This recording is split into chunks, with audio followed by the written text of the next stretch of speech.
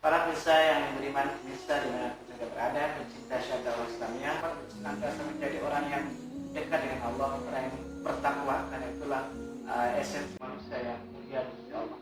Dan pemirsa, tentu pada momentum hari saat ini ya, bersama kru Lombok TV yang pertama menyampaikan turut berduka cita atas meninggalnya wafatnya Al-Maghfurlah Bapak Dr. Anustan Haji Mustaqim bin Ibrahim, Wakil Ketua MUI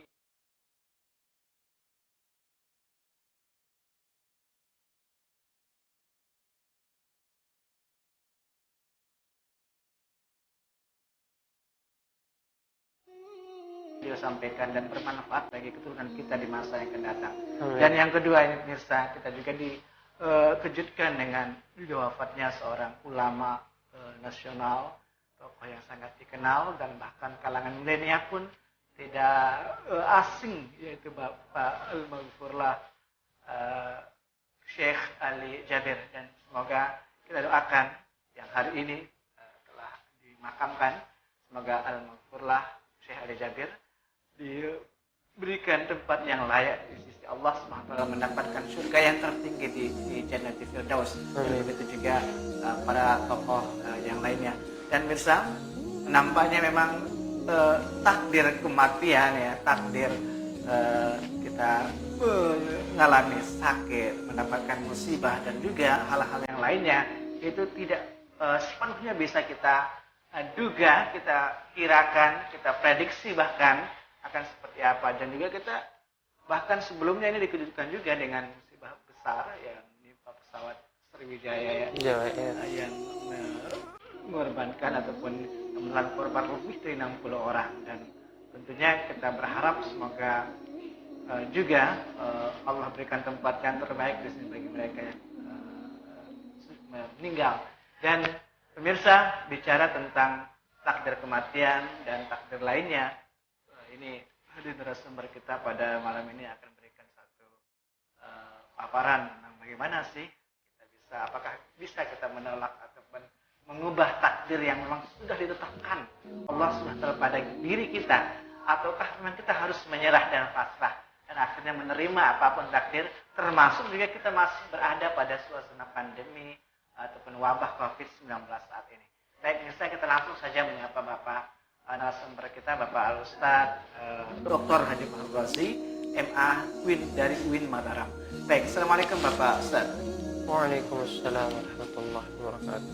Baik, kalau kita hari-hari ini ya dikejutkan oleh wafatnya tokoh ulama, tokoh yang menginspirasi umat, dan juga kejadian-kejadian serupa sebelumnya, bahkan yang melibatkan korban yang begitu banyak, jatuhnya pesawat dan seterusnya, ada banjir, ada longsor di mana-mana. Ini kan walaupun kita kan terus berdoa ya, kita terus berdoa terhindar dari musibah, dari mara bahaya.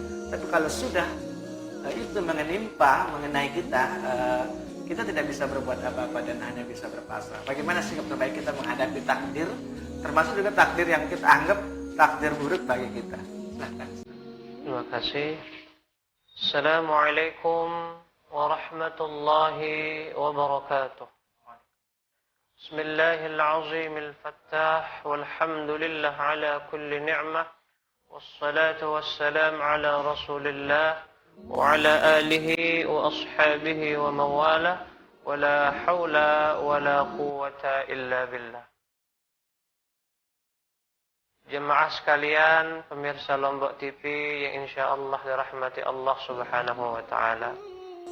Sebelum Tiang memaparkan tadi apa itu konsep takdir dalam pandangan Islam, jadi Tiang ingin meluruskan sedikit tadi. Jadi Tiang belum doktor, sedang proses doktor. Ya, mudah-mudahan ya, semoga dengan doa dari pembawa acara tadi Tiang bisa segera menyelesaikan program doktor Amin. yang sedang Tiang ikuti. Jadi di dalam Islam sering kita mendengar istilah qada dan qadar. Dan itu merupakan salah satu daripada rukun iman kita. Seorang itu harus beriman kepada ketentuan daripada Allah Subhanahu wa taala. sebelum kita memaparkan lebih jauh tentang bagaimana menyikapi qada dan qadar tadi, maka perlu kita menjabarkan terlebih dahulu konsep takdir dalam Islam. Yang pertama, sering kita dapati istilah qada dan qadar. Qada ini dijelaskan oleh ulama, qada itu bermakna iradatullah, ya, kehendak daripada Allah Subhanahu wa taala yang Allah kehendaki pada zaman azali. Sedangkan qadar itu adalah realisasi daripada kehendak Allah itu. Jadi qada, ada ulama yang menjelaskan adalah iradatullah, ya, keinginan atau kehendak Allah pada zaman azali, kemudian kehendak itu direalisasikan. Realisasinya itulah yang bernama qadar atau qadar. Ada pula yang mengatakan qada itu ketentuan. Ketentuan tidak bisa diubah. Yang bisa diubah itu hanya kadarnya. Ya. Ada yang mengatakan qada itu ketentuan, tidak bisa diubah, yang bisa diubah hanya kadarnya. Artinya misal seseorang itu harusnya memikul beban 100, sebab doanya, sebab sedekahnya dan lain sebagainya, kadarnya menurun. Yang awalnya harus menahan beban 100 menjadi menahan beban tetap, ketentuannya menahan beban, tetapi kadarnya berkurang.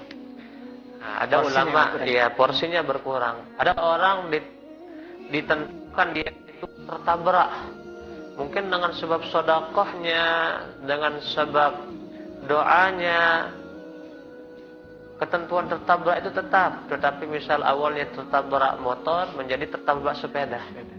Nah, ada yang menjelaskan seperti itu. Tidak ada perubahan di sana. Ya, tapi ada pula yang menjabarkan tentang takdir itu berupa takdir mu'allaq dan takdir mubram. Takdir mu'allaq itu takdir mubram itu takdir yang tidak bisa diubah. Takdir mu'allaq itu takdir yang berkaitan atau masih bisa diubah dengan ikhtiar. Beberapa ulama pula menjabarkan istilah yang berbeda.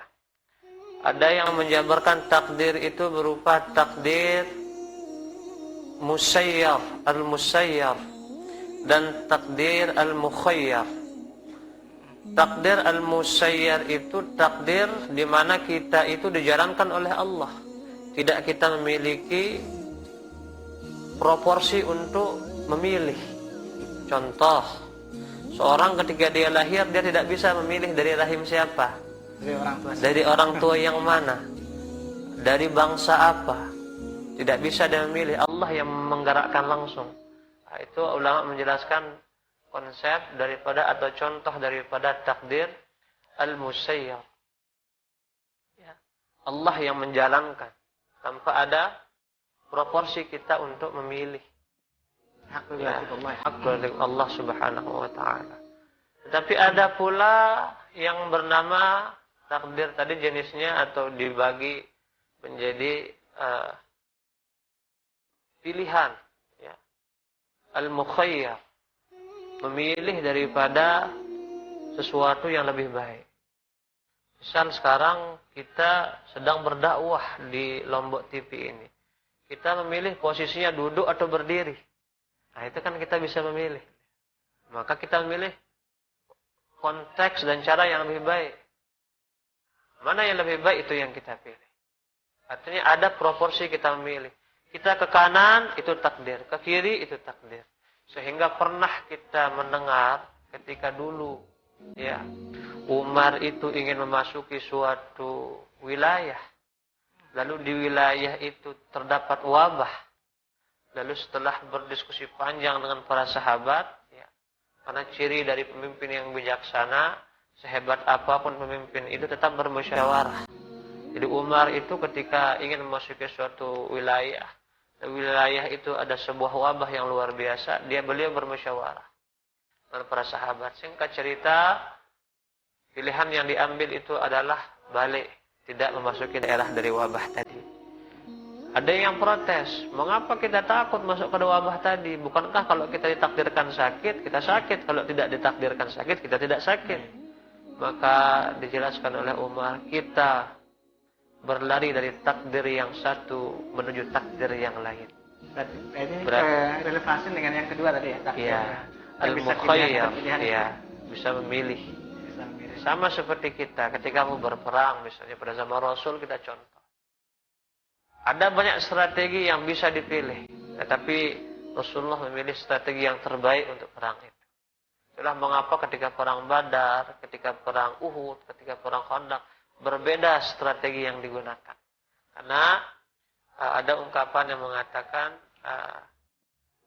bahwasanya kalau kita ambil ungkapan fikih itu mengatakan taghayyurul ahkam bi taghayyuril azman wal ahwal.